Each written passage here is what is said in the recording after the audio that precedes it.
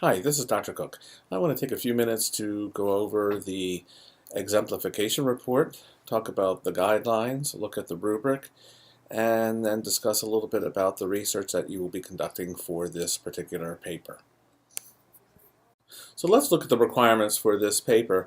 If you go to week 5 and then scroll to the left and look for 5.2 exemplification report. I specifically want to look at the guidelines. So I'm going to download this so it's easier for us to see. Okay, so if you read through the guidelines, an exemplification report is a research report composed of primary research as well as the author's writing. This informative writing assignment will help you practice the components of documentation for writing. So we're going to start putting all the things together. I will address APA in the next video, but the format of this, of course, is APA like you did for the first paper, double-spaced, with the headings and the headers, include the title page. This time you're going to have a reference page because you also have to use sources. And the sources are 2 to 4. They must be reliable, and they must be approved by me. We'll talk a little bit about reliable sources and how to choose reliable sources near the end of this video.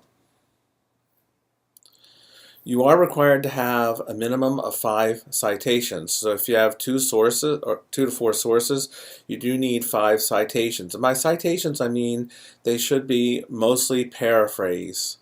If you have to have 5, I'm thinking that you can have 1, 2 maximum direct quotes, but the rest have to be paraphrased. The word count requirement for this paper is 1,000 to 200 1,000 to 1,200 words. So what exactly is exemplification? Exemplification means you provide examples about something. So writing an exemplification essay typically involves offering examples to support a generalization about something. So here are some examples of exemplification, but I'm going to simplify this project and this paper for you. You're going to look at your particular career, and in that career there are different career paths and different pathways you can take. For instance, if you're going into education, you don't necessarily have to be a teacher. You could be a special education teacher, you could be an administrator, you could go into guidance counseling. You'd have to get a little bit of a different degree, but there are different possibilities. To go into nursing, there's hospital nursing, hospice nursing, working in a nursing home, palliative care, there's travel nurse. So there's many different options for your particular career path. So that's what you're going to do. So you're going to take your career, the general term, again, we'll do nursing, and then you're going to look at what are some 3 to 4 pathways that you could take as a nurse. Let's look a little bit further down here at the guidelines. You will have an introduction. In the introduction, you'll state the generalization you have selected. So you'll make some kind of general comment about nursing or whatever the field it is. Then you're going to provide the reader with some background information that's necessary to understand the topic. Your final sentence is similar to what you did in your interview report. You're going to have a preview statement. And in this preview statement, you're going to basically state what the 3 to 4 examples are, or the 3 to 4 career pathways one can take when going into nursing. The body of the paper will provide the reader with specific information. So each paragraph or each body paragraph will also be under the heading. So if you take nursing and we do hospital nurse or ER nurse, that would be the heading for that particular section, and then you would write about and do some research about what is involved as an ER nurse. The conclusion. The last section of the report will be the conclusion, where you may summarize the material presented by tying your main ideas together. You should also reiterate the significance of the generalization. Why is this even important to know these 3 or 4 pathways? Lastly, you will have a reference page, and that's the last numbered page of your report. Make sure it is the last page and it doesn't kind of creep up on, underneath your last paragraph. You need 2 to 4 approved sources. So as you then begin the research process, you're going to look for 2 to 4 credible sources. You're going to email them to me, and I'm going to say whether or not they are approved. You really cannot move forward with this until I have approved your sources. Half of them must be from the database or from a database. I really don't want you to kind of look at some websites and things like that. We want to start using credible sources from the database. So let me go now to the research and some of the guidelines for the research, some handouts for this, and where you will look. So if you go with me to the left-hand side, and this time you're going to click under APA. So this section not only explains the APA skills assessment, and that'll be the next video after this one, but I do want to look at in terms of research. So you need to kind of go through all of this material on your own. But let me point out some of the important aspects.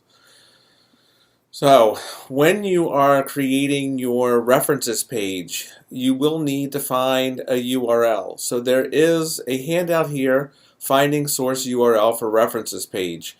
So I would definitely have a look at that carefully to figure out, all right, if I don't have a DOI, how do I find the URL for that particular thing? I'm going to show you EBSCOhost in a second, but here are step-by-step directions for getting to EBSCOhost. I'm going to show you that in a minute though, as I said. And then I have a couple things. I have something known as the 5 steps for evaluating sources. And this is information that I really suggest you can read. And then the next thing is a handout. Really, it's has a funny name to it. It's called the CRAP test. And CRAP means currency, relevance, authority, and accuracy, and purpose.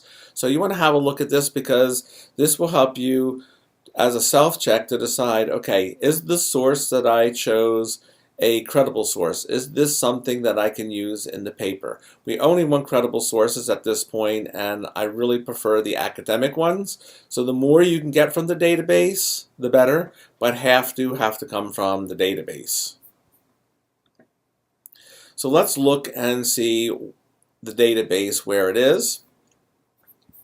So you need to go to the home page of mydtc.edu. And then you're going to go to Resources. You're going to scroll down on the left-hand side to where it says Library Databases. And I would like you to go to EBSCOhost. Now you can choose any of the databases. I'm going to show you EBSCOhost is the one I prefer. But then click again on EBSCOhost. There are lots of different databases within EBSCOhost. I usually check all of those and then hit continue.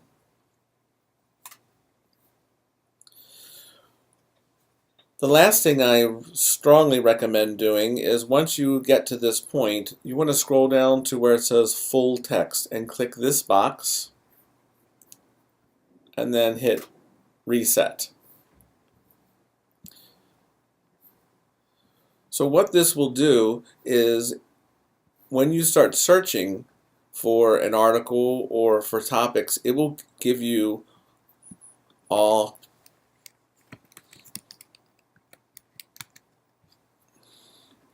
topics that are full text. So you'll see PDF, PDF, PDF, full text, PDF. You want to have PDFs when you're doing the searching because, let me just show you, when you're choosing a PDF, it actually will give you page numbers. So here we have page 1593. And it's a higher page number because this has probably been published a number of years. Okay, so when you are doing direct quotes, you definitely want to have the page number. Now keep in mind that you're only going to have maybe 1, 2 maximum, but really 1 would be the best, of direct quotes. Everything else is paraphrase, and when it gets to paraphrasing, you don't actually need page numbers.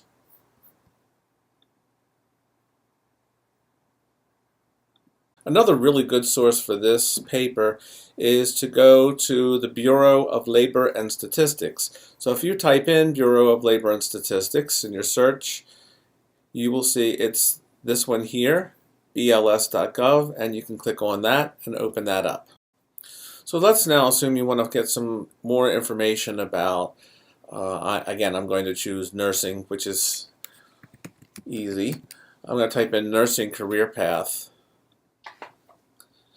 And then it's going to open up some information here. So you can choose different. I like this thing here is the Occupational Outlook Handbook. If you click that,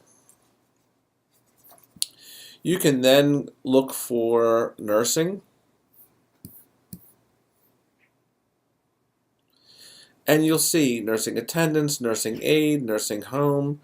You can find different forms, nursing instructors, different jobs in terms of nursing or nurses.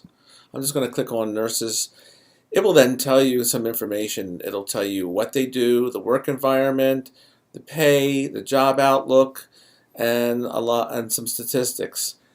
This is a really good site to use, but if you just want to go back, so it's the Occupational Handbook,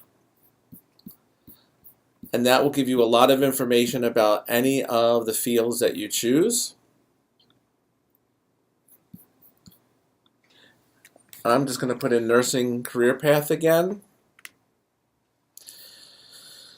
And we can go to a licensed practical and licensed vocational nurse. So we can click on that.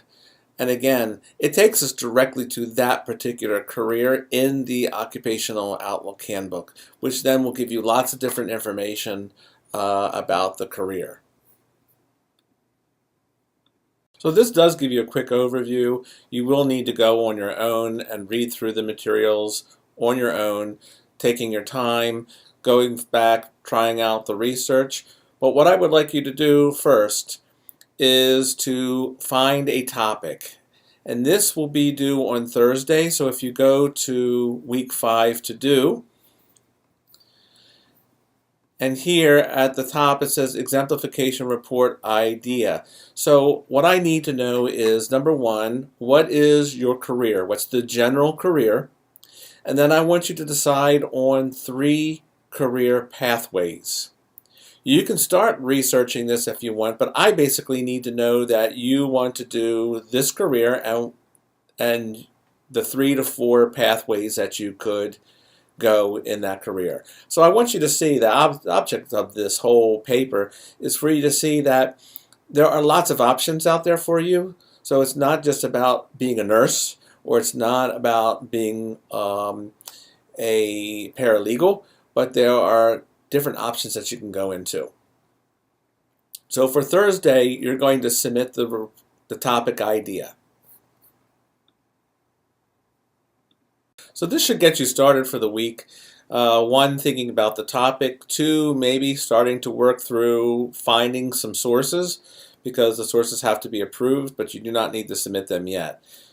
Keep in mind that I also have listed some page numbers from the textbook dealing with finding sources and working with sources, so I suggest that you read through those along with the CRAP worksheet in finding credible sources. And this is enough really to get you started up until Thursday. Thursday is when you are going to turn in your topic ideas. The next video that I will be sharing with you is the specific video about the APA skills assessment and walking you through citations, both on the reference page and for your in-text citations.